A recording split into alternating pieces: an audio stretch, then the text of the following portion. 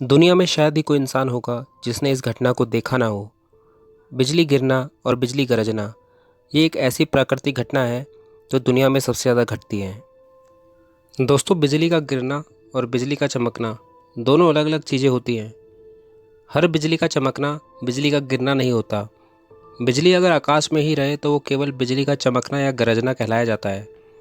लेकिन अगर बिजली धरती या धरती में पड़ी किसी चीज़ से टकराए तो वो बिजली का चमकना और गरजना तो होगा ही, साथ में वो बिजली का गिरना भी कहला जाएगा।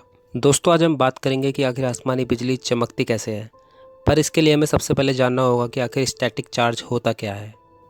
दोस्तों, जब दो पदार्थों के बीच लेयर्स में घर्षण होता है तो इलेक्ट्रॉन एक मटेरियल से दूसरे मटेरियल में चला जाता है और अपने साथ ले जाता है थोड़ा थोड़ा नेगेटिव चार्ज, और ये थोड़ा थोड़ा इकट्ठा होकर बहुत बड़ा बन जाता है और इसके चलते दोनों मटेरियल में कुछ चार्ज इकट्ठा हो जाता है, एक में पॉजिटिव तो दूसरे में नेगेटिव। मान लीजिए जब आप प्लास्टिक की कंघी अपने बालों पर फिराते हैं तो उसमें से कुछ इलेक्ट्रॉन छूटकर आपके बालों में समा जाते हैं, तो कंघी के पास नेगेटिव चार्ज कम हो जाता है तो उस पर बन जाता है पॉजिटिव चार्ज। यही स्टैटिक चार्ज है।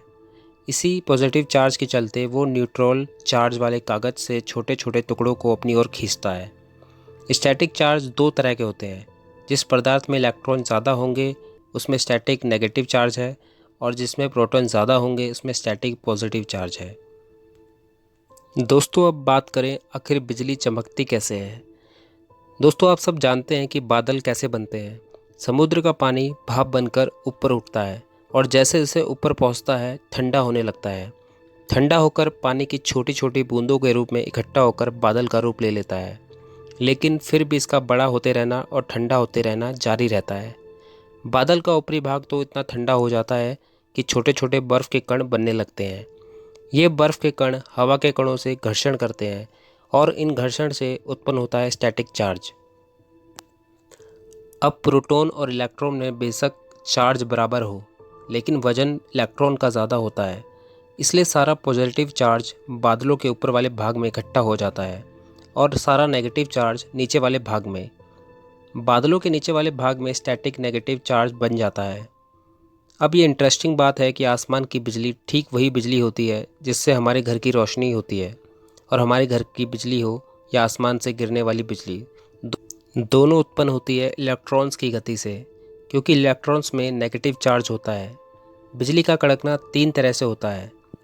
पहला, बादल के अंदर। दोस्तों, एक बादल में पॉजिटिव चार्ज भी होता है और नेगेटिव चार्ज भी। जब ये एक दूसरे के पास एक साथ भारी मात्रा में आते हैं तो इलेक्ट्रिसिटी पैदा होती है। इसे ही बादल के भीतर बिजली चमकना कहते हैं।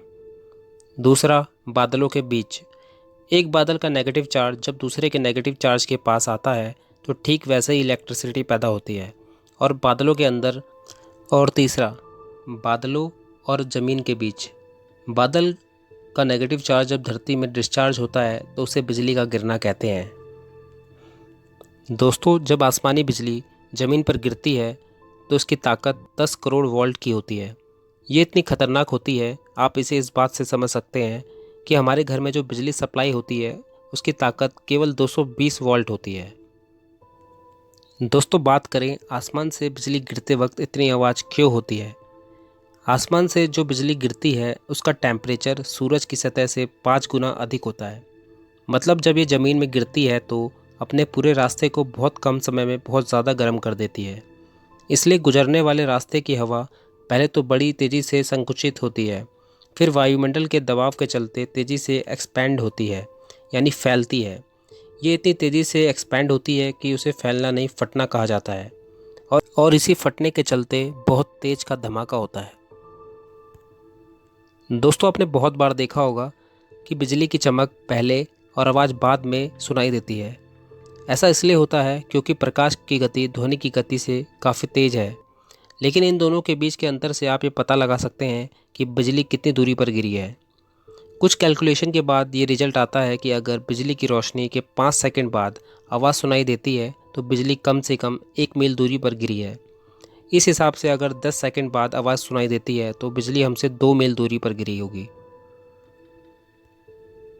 दोस्तों, किसी बिजली का कड़कना आप 100 मील की दूरी पर भी देख सकते हैं, लेकिन उसकी गरज, उसकी आवाज़ केवल 12 मील तक ही सुनी जा सकती है। दोस्तों, अब अगर हम बात करें आसमानी बिजली किसी इंसान पर गिर जाती है तो उस इंसान का क्या होगा। दोस्तों, जितने भी लोगों पर आज तक बिजली गिरी है उसमें से केवल 10% लोग ही मरे हैं, क्योंकि आसमान से गिरने वाली बिजली का तापमान और करंट चाहे बहुत ज़्यादा ही हो, लेकिन ये रहते सेकंड के हज़ारवें से लेकर 500वें भाग तक ही है। ये ऐसा ही है जैसे किसी गर्म तवे के फटाफट छूकर उसमें से हाथ हटा लेना।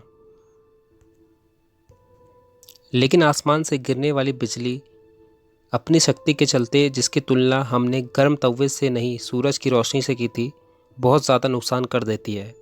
सबसे पहले तो ये शरीर के जिस भाग से गुजरती है वहाँ से लेकर जिस भाग से निकलती है वहाँ तक स्किन में एक निशान छोड़ देती है। ये निशान किसी पेड़ की जड़ का टैटू सरीखा हो लगता है।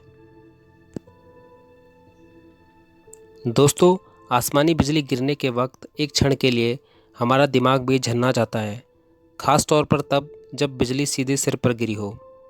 लेकिन वो 90% व्यक्ति जो सर्वाइव कर जाते हैं उनमें भी कोई दिक्कत आ सकती है, जैसे तेज़ आवाज़ के चलते कानों का फट जाना, शरीर के किसी विशेष अंग या पूरे शरीर का लकवा मार जाना। साथ ही बिजली गिरने के टेरर के बाद मनोवैज्ञानिक दिक्कतें भी होने लगती हैं। दोस्तों, अगर बिजली हम इंसानों की जगह किसी पेड़ पर गिरती है तो उस पेड़ का भी बहुत बुरा हाल कर सकती है।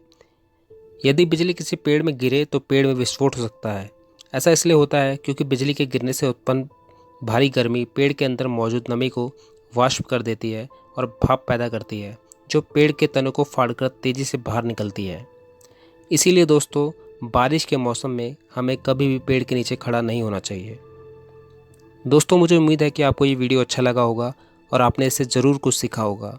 अगर आपको ये मेरा वीडियो अच्छा लगे तो प्लीज़ इसे लाइक करें और मेरे चैनल को सब्सक्राइब करना ना भूलें। थैंक यू, धन्यवाद।